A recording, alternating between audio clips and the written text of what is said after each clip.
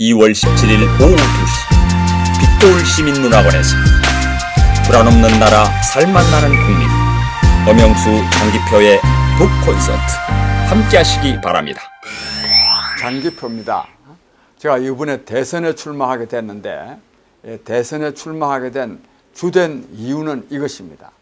요즘 우리 국민들이 아시는 바와 같이 이 지금 산업의 정보화, 즉 자동화, 그다음에 신제품의 개발로 말미암아 가지고 실업자가 굉장히 많습니다. 말하자면 대량 실업. 그리고 또 이 빈부의 격차가 옛날보다 훨씬 더 커지고 있습니다. 그래서 이 소득 양극화 현상이 아주 사회 구조화되고 있습니다.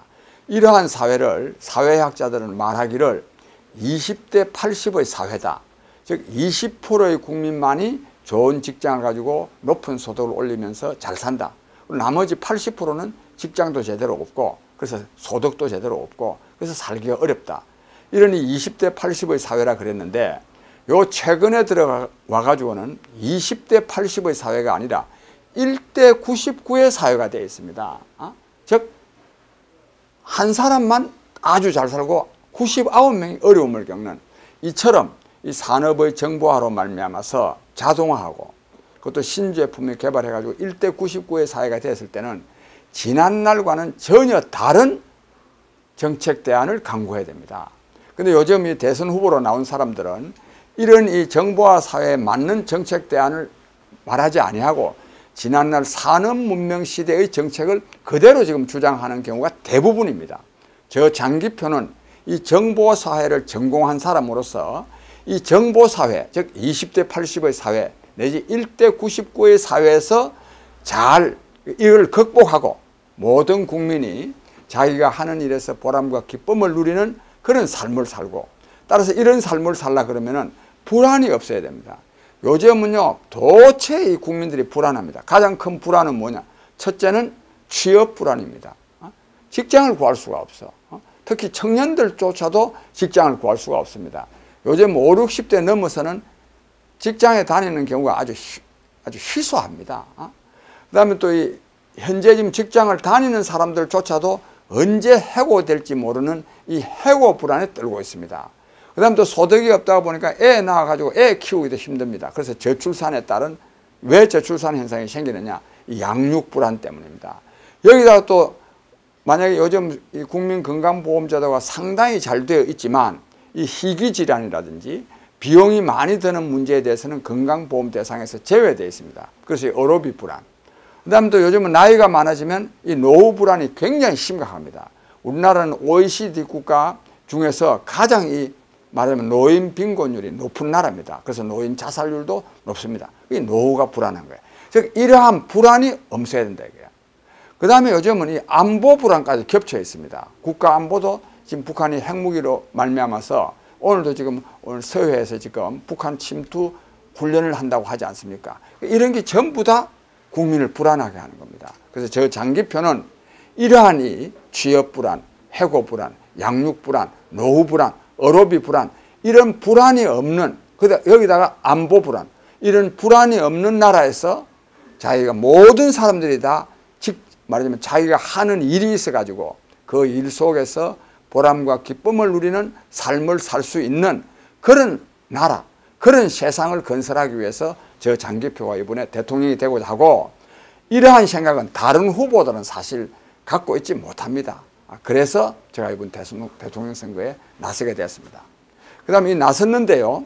이걸 이제 저의 이러한 생각을 정리해 놓은 책이 이 불안 없는 나라 살맛 나는 국민이라고 하는 이 책입니다.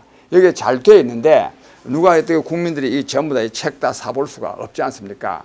그래서 이분이 제가 광주에서 17일 날 오후 2시 말하자면 빛골 시민문화관에서 이 책, 이 불안 없는 나라 살맛 나는 국민에 들어있는 이런 정말로 어떻게 하면 국민이 불안 없이 살 수 있는지 그리고 또 신명나게 살맛 나게 살 수 있는지에 대한 정책 대안을 발표를 하는데 이 발표가요 재미가 있어야 됩니다.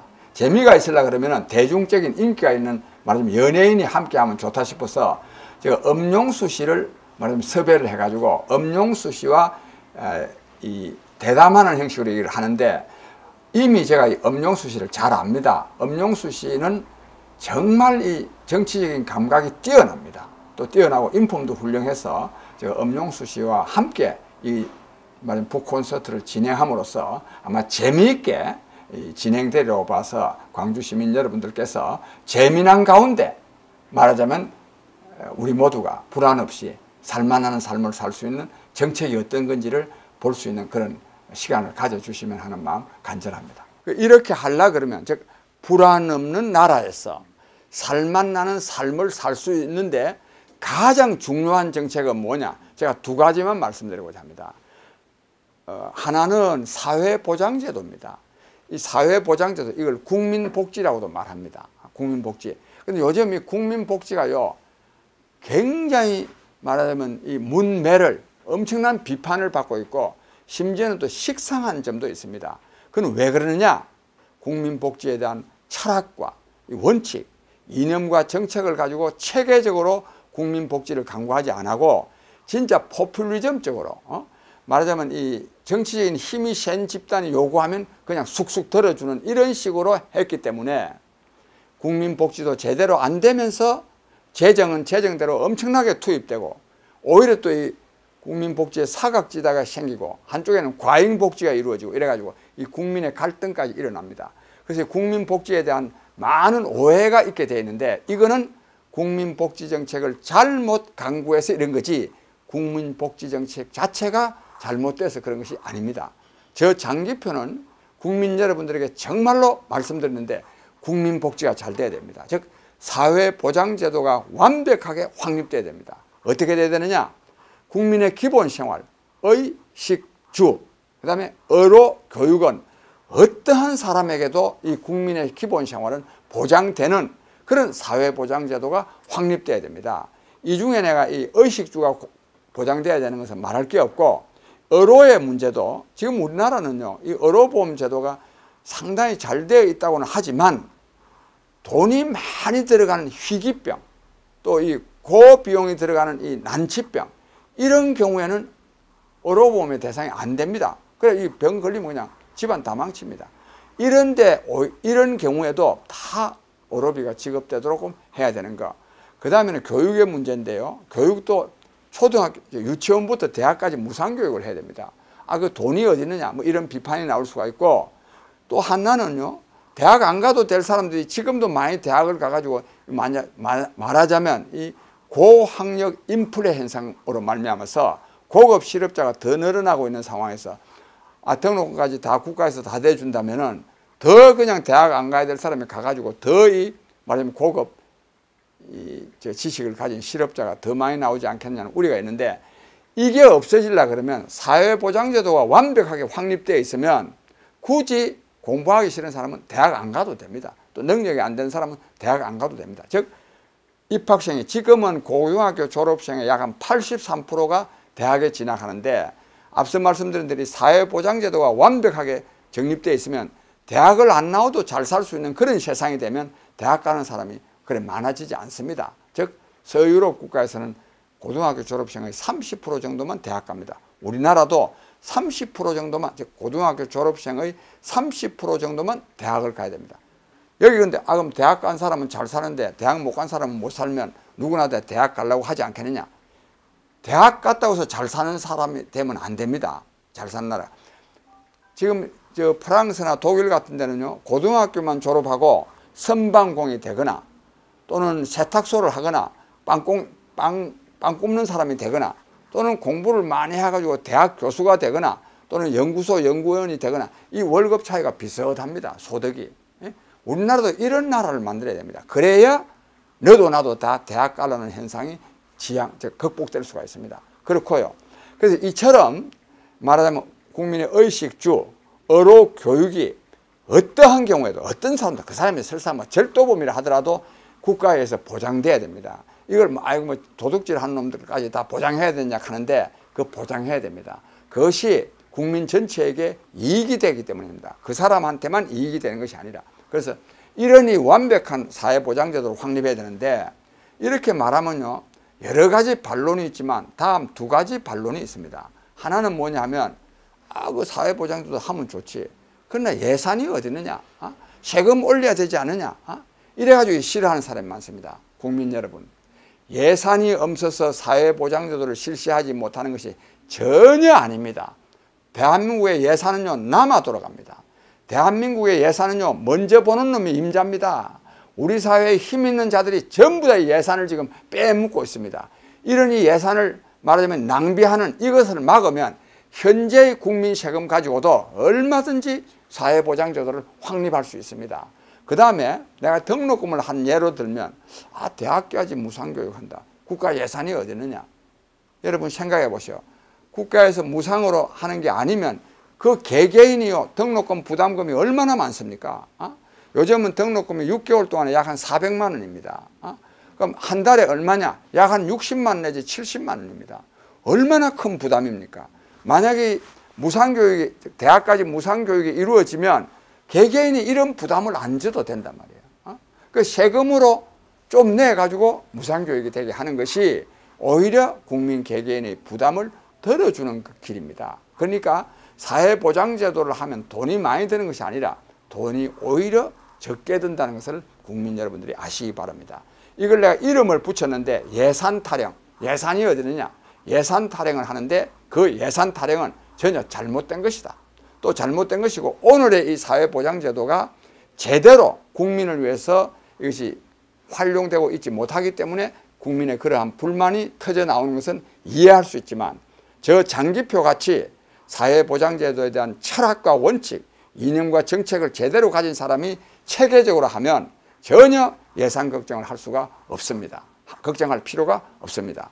그 다음에 또 하나 이 사회보장제도 하자 하면 반론이 하나 나오는데, 그게 뭐냐면, 일 안 해도 국가에서 다 먹을 것이 나온다면 누가 일하겠느냐?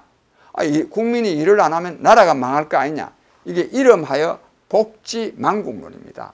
즉 복지제도를 강화하면 일하지 않으려는 사람들이 많아가지고 나라가 망할 수가 있다. 이게 소위 말해서 영국병, 독일병이라는 겁니다. 그런 현상이 좀 있습니다. 그런 현상이 있는데, 그러나 그러한 것은 생산적 복지제도로 얼마든지 극복할 방안이 있습니다. 즉 그런 현상이 좀 있다고 해가지고 국가적으로 또 국민의 삶을 위해서 반드시 필요한 이 사회보장제도를 자체를 회피하는 것은 이는 굉장히 어리석은 일입니다. 진짜 말하자면 지자발락 하다가 독 깨는 격이 됩니다. 그래서 전혀 그런 복지망국론도 걱정할 필요가 없고, 즉 이에 대한 대안은 생산적 복지제도를 강구하면 이 사회보장제도에 따른 이러한 부작용을 능히 극복할 수 있다는 말씀을 드립니다. 즉 제가 아까 말씀드린 대로 불안 없는 나라, 살맛 나는 국민이 될 수 있게 하려고 그러면 가장 중요한 것이 사회보장제도입니다. 또 사회보장제도를 확립을 해서 국민들에게 소득을 보장해야 국민의 구매력이 생깁니다. 이걸 갖다가 좀 경제학적으로 어려운 말로 하면 유효수요라는 겁니다. 유효수요. 이 유효수요가 올라가야, 즉 국민의 구매력이 진작되어 가지고 국민이 물건을 사줘야 생산을 할 수 있습니다. 그래서 사회보장제도를 잘해야만이 생산도 발전해가지고 국민소득도 올라가는 겁니다. 그러니까 성장을 위해서도, 경제 성장을 위해서도 사회보장제도를 확립해야 된다는 말씀을 드립니다. 그 다음에 다른 하나의 중요 정책은 뭐냐면요, 아무리 이러한 좋은 정책이라 하더라도 이게 정치를 통해서 구현돼야 됩니다. 또 정치를 통해서 구현되려고 그러면 정치인들이 말하자면 이러한 좋은 정책을 개발해낼 수 있는 품성과 능력이 있어야 됩니다. 근데 너무 정치인들이 맨 이 가문의 영광을 위해서 출세하려고 그러고, 어떻게 정치적인 권력을 확보해가지고 이권이나 개입해가지고 말하자면 자기 치부, 즉 재산이나 늘리려고 하는 이런 사람들이 국정을 담당하게 되면 조금 전에 말한 대로 사회보장제도의 확립이라든지 즉 불안 없는 나라 이런 걸 건설할 수가 없습니다. 요컨대 정치개혁이 제대로 돼야 됩니다. 정치개혁의 요체는 뭐냐? 국정 운영의 능력과 또 국정 운영에 맞는 품성을 가진 사람이 국정을 담당할 수 있도록 해야 됩니다. 이렇게 하는 데 있어서 저 장기표가 생각할 때는 관권적 요소는 뭐냐? 이 고위공직자들, 말하자면 차관급 이상의 정무직 공직자들, 이 말하자면 이 사람들이 정치하는 사람들이거든요. 국정 운영을 실질적으로 하는 사람들이거든요.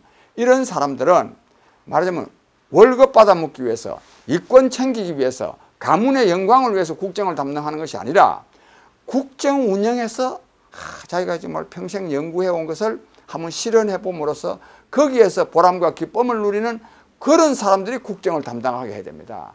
그런 사람이 국정을 담당하게 하려고 그러면 차관급 이상의 정무직 공무원 월급을 도시 근로자 가구당 월 평균 소득인 550만 원, 연봉으로 따지면 6,600만 원입니다. 즉 월급을 차관급 이상 대통령까지 월급을 550만 원으로 해야 된다는 겁니다. 550만 원도 사실은 적은 것이 아닙니다. 우리나라 전체 1,700만 근로자의 평균 임금은 한 달에 연봉이 참 3,200만 원입니다. 연봉 3,200만 원이면 월급이 한 250만 원밖에 안 됩니다. 그런데 뭐 국회의원이나 장관들은 550만 원 받으면 그것도 적은 게 아니죠. 그런데 지금 대통령은 어떠느냐? 연봉이 2억 500만 원입니다. 대통령은요, 청와대에 있으면 먹을 거, 입을 거, 어로비 전부 다 국가에서 다 나옵니다. 대통령이 월급이 왜 필요합니까? 대통령 5년 하고 나면 10억이 남는데 대통령 하고 나서 그래 국민은 지금 살기 힘들어 죽겠다는데 10억은 어디 저축하고 있으면 되겠습니까? 이런 정신 가진 사람이 대통령 해가지고 국민을 잘 살게 할 수 있겠습니까? 그래서 결론적으로 차관급 이상의 모든 공직자, 대통령까지 국회의원, 장관, 국무총리, 그 다음에 공기업의 임원 전부 다 월급을 550만 원으로 해야 됩니다. 이렇게 해야 국정 운영에서 보람과 기쁨을 누리는 사람, 그래서 유능한 사람이 또 도덕적인 사람이 국정에 참여해야 국민이 잘 살 수가 있습니다. 국민 여러분, 저 장기표는 이러한 것을 정말 50여 년 동안 연구해 왔습니다.